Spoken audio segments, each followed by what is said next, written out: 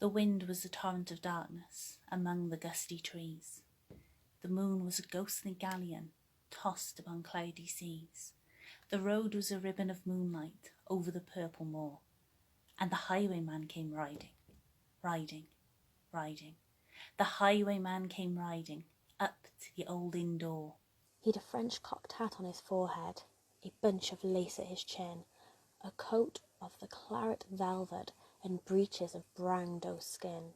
They fitted with never a wrinkle. His boots were up to the thigh, and he rode with a jewelled twinkle, his pistol butts a twinkle, his rapier hilt a twinkle, under the jewelled sky. Over the cobbles he clattered and clashed in the dark inn yard.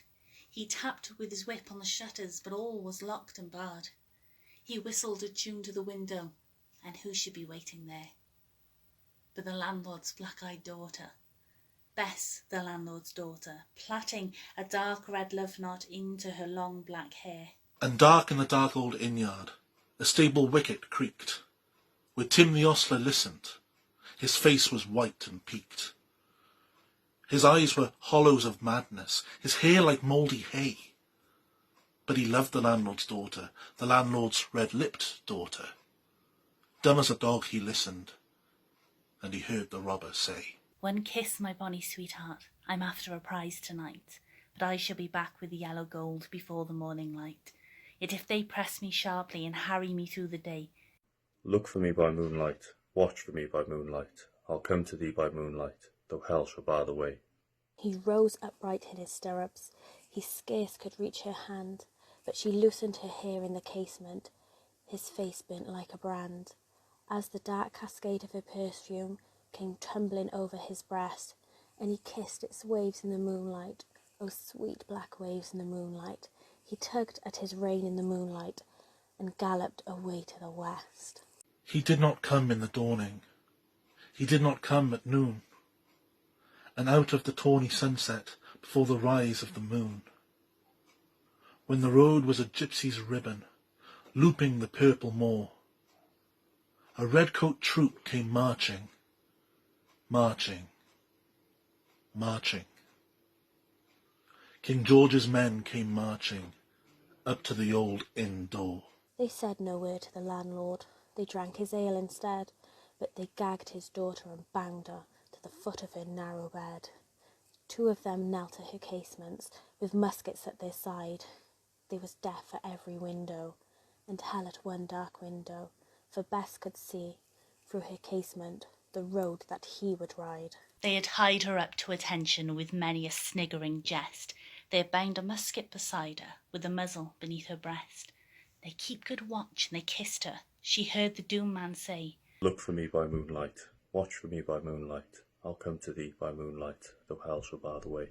She twisted her hands behind her, but all the knots held good. She writhed her hands till her fingers were wet with sweat or blood. They stretched and strained in the darkness, and the hours crawled by like years. Till now, on the stroke of midnight, cold on the stroke of midnight, the tip of one finger touched it. The trigger, at least, was hers. The tip of one finger touched it. She strove no more for the rest. Up she stood to attention, with the muzzle beneath her breast. She would not risk the hearing, she would not strive again, for the road lay bare in the moonlight, blank and bare in the moonlight, and the blood of her veins in the moonlight throbbed to a lover's refrain. Tot-a-lot, had they heard it?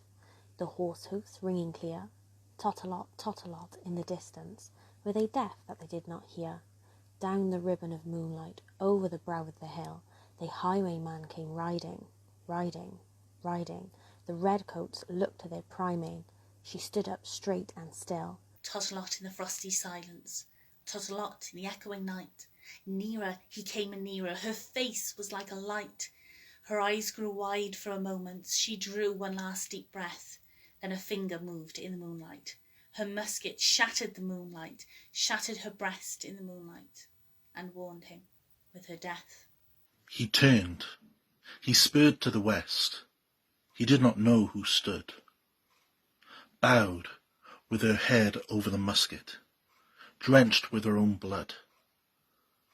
Not till the dawn he heard it, and his face grew grey to hear how Bess the landlord's daughter, the landlord's black-eyed daughter, had watched for her love in the moonlight and died in the darkness there.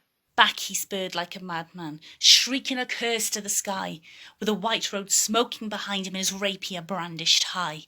Blood red were his spurs in the golden noon, wine red was his velvet coat. When they shot him down on the highway, down like a dog on the highway, and he lay in his blood on the highway, with a bunch of lace at his throat. And still of a winter's night, they say, when the wind is in the trees, when the moon is a ghostly galleon tossed upon cloudy seas, when the road is a ribbon of moonlight over the purple moor, a highwayman comes riding, riding, riding. A highwayman comes riding up to the old inn door. Over the cobbles he clatters and clangs in the darkened yard. He taps with his whip on the shutters, but all is locked and barred.